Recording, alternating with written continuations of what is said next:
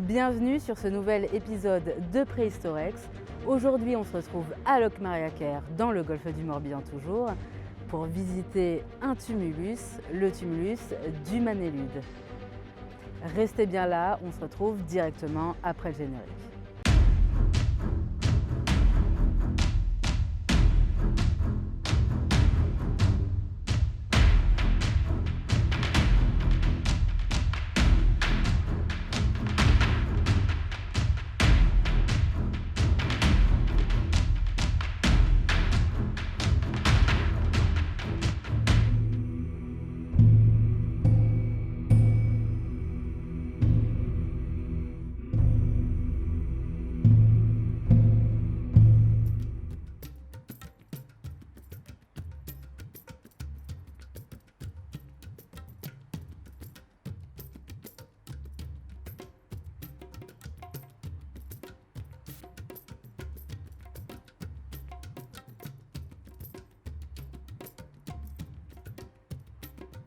C'est ici que se situe le dolmen du Manélude, au cœur de la ville de Locmariaquer.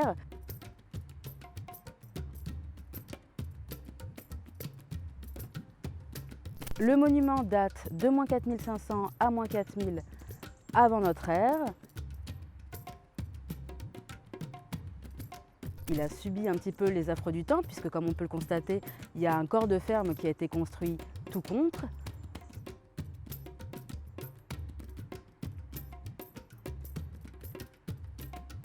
La sépulture est encore partiellement sous son tertre, tertre qui fait 6 mètres de haut et près de 100 mètres de long. En réalité, le Manélude comporte plusieurs phases de construction. Il a d'abord contenu un coffre funéraire auquel a été adossé le dolmen qu'on va aller visiter sous peu.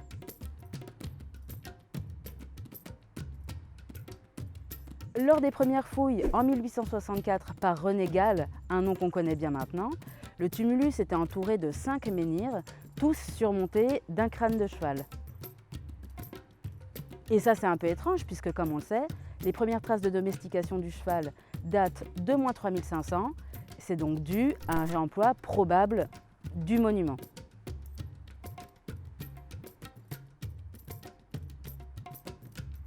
Sur ce, on va aller directement à l'intérieur parce qu'aujourd'hui, on est là pour regarder comment on fait pour étudier les gravures et essayer de décoder au maximum l'histoire que nous ont laissée les hommes du néolithique.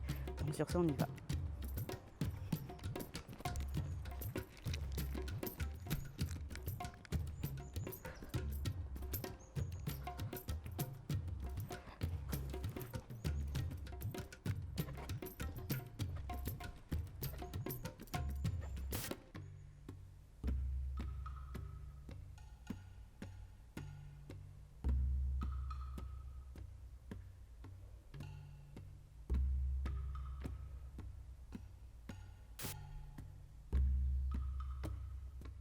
Ici, au Manélude, on a retrouvé plusieurs corps, ce qui, je le rappelle, est très rare en Bretagne. Malheureusement, ils étaient vraiment en très mauvais état, mais on a quand même réussi à distinguer 2 mâchoires différentes, ce qui veut dire qu'il y a eu au moins 2 individus à avoir été enterrés là.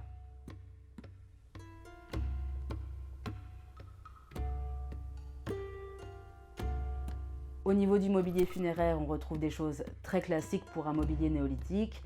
Des haches polies, des céramiques, des éclats de silex, de la calaïs encore, ce matériau venu d'Andalousie. En revanche, on a trouvé des petites bandelettes en or relatives à la culture campaniforme. Ça confirme le réemploi probable dont on parlait tout à l'heure. Quand René Gall l'a fouillé au XIXe siècle, il a également découvert un dallage de pierre sur le sol qui est toujours là, et qui était recouvert d'une fine couche de poussière un petit peu particulière qui s'est révélée être du bois décomposé. On peut donc en conclure que le sol du dolmen était entièrement tapissé d'un plancher en bois. Ceci dit, si on est ici, c'est pour parler des gravures, parce que le Manélude comporte quasiment l'entièreté du corpus de signes du néolithique armoricain, et qu'en 2005, une grande étude a été menée pour essayer de décoder un petit peu ces signaux et l'histoire que les hommes du néolithique ont voulu nous laisser. Dans un premier temps, Les signes ont été soigneusement notés et enregistrés, ainsi que leur emplacement, et de là, l'étude a pu commencer. Pour ça, on s'est appuyé sur une science du langage, la sémiotique. Il s'agit de l'étude des signes. C'est la science des modes de production, de fonctionnement et de réception des différents systèmes de signes qui assurent et permet une communication entre individus ou collectivités d'individus. Concrètement, on va regarder les signes, leur sens de lecture. Prenons par exemple un arc, on va regarder s'il y a une flèche et dans quelle direction va la flèche. Ou par exemple, s'il y a un bateau, on va regarder, essayer de repérer la proue et voir dans quel sens il a l'air de se déplacer.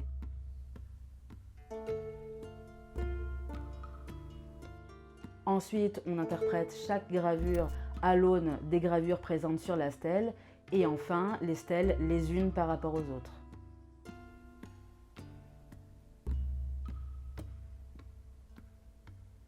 Donc on va y aller orthostate par orthostate et puis on verra bien à la fin ce qu'il en est.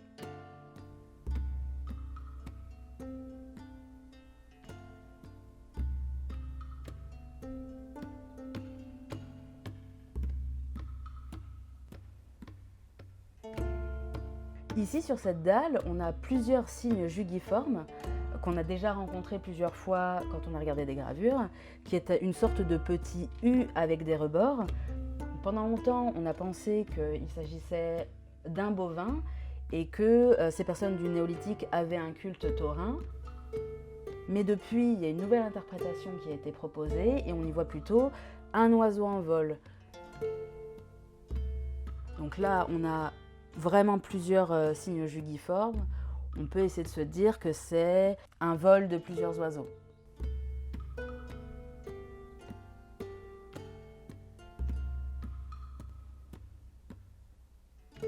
Cette stèle est vraiment très riche en gravures, elle en possède plusieurs de types différents.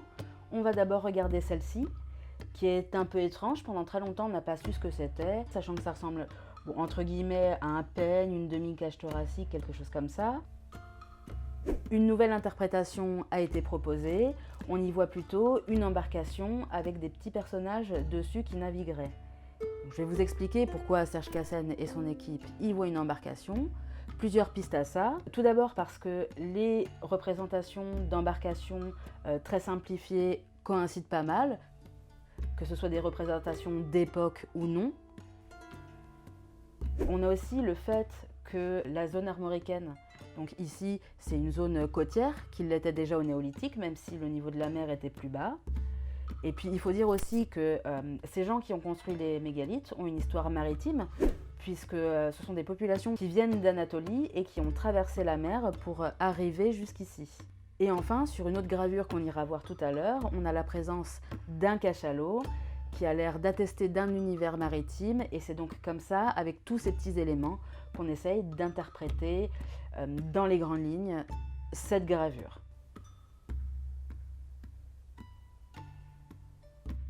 Toujours sur cette stèle, on a une croix ici, qui a été un signe longtemps problématique pour les archéologues.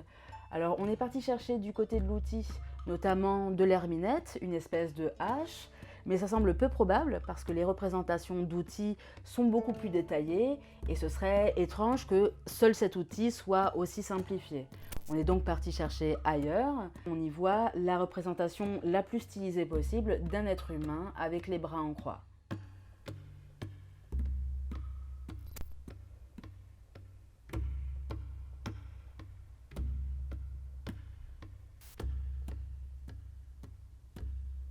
On va également retrouver une crosse, un signe qu'on a beaucoup rencontré à travers les épisodes et qui est un petit peu mystérieux. Il est partout, mais personne ne sait vraiment ce que c'est. Également la hache polie, un outil bien connu qu'on ne présente plus.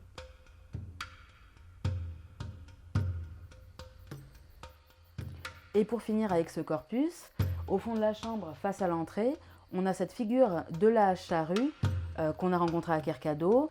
Pendant longtemps, on a pensé à un outil mal connu, mais depuis, on est parti sur une nouvelle interprétation qui représenterait un cachalot. Et d'ailleurs, là, on voit assez bien la tête, les vents, la queue, c'est quand même assez détaillé.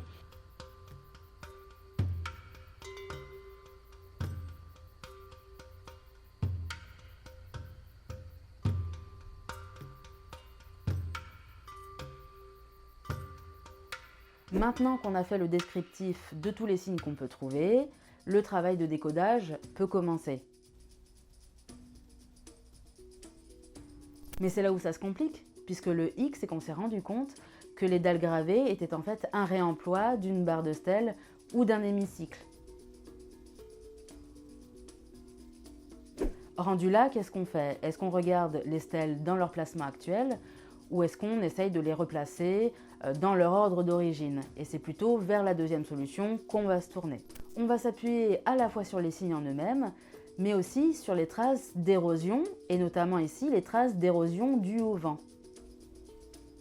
On va également regarder les stèles qui contiennent des signes qui sont en action et d'autres où les gravures sont plus stationnaires. Et de là, on va dégager un ou plusieurs sens de lecture.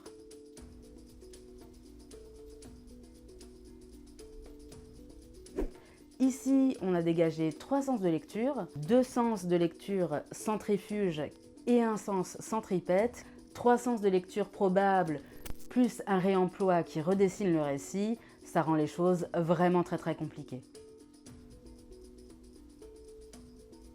On ne pourra donc pas interpréter les gravures et leur récit avec beaucoup plus de précision, puisqu'en plus on ne sait pas si la barre de stèle dont provient les gravures est contemporaine entre guillemets de la sépulture ou pas. Parce que pendant 500, 1000 ans, le récit et la culture peut changer aussi. Et puis il faut aussi rappeler que les stèles gravées dans la sépulture sont placées indépendamment de leur ordre d'origine. Néanmoins, on peut réussir à dégager quand même quelques éléments d'interprétation. Par exemple, le fait qu'il y ait des navires, des embarcations, nous ramène l'idée d'un voyage, et d'un voyage maritime. Maintenant, difficile à dire si on parle d'un voyage réel ou si on parle d'un voyage faisant partie de leur mythologie. Ça peut aussi être la description du voyage vers la mort, ou alors l'histoire réelle ou fantasmée de la venue de ce clan dans le Morbihan. Même sans interprétation plus précise disponible, ça reste intéressant puisque comme les signes apparaissent de nombreuses fois dans les sépultures, ça semble décrire une culture commune et donc d'attester d'une société néolithique morbihanaise. Je pense que vous l'aurez compris, même avec les meilleures méthodes à disposition, on ne pourra pas interpréter beaucoup plus que ça, mais je trouve ça intéressant de partager avec vous la façon dont les archéologues vont travailler pour essayer de reconstituer le mythe que nous ont laissé ces personnes du néolithique.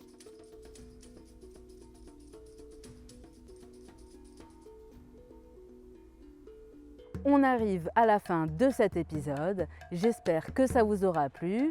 On se retrouve dans 15 jours pour visiter le tout dernier lieu de la saison et en attendant, je vous dis à bientôt.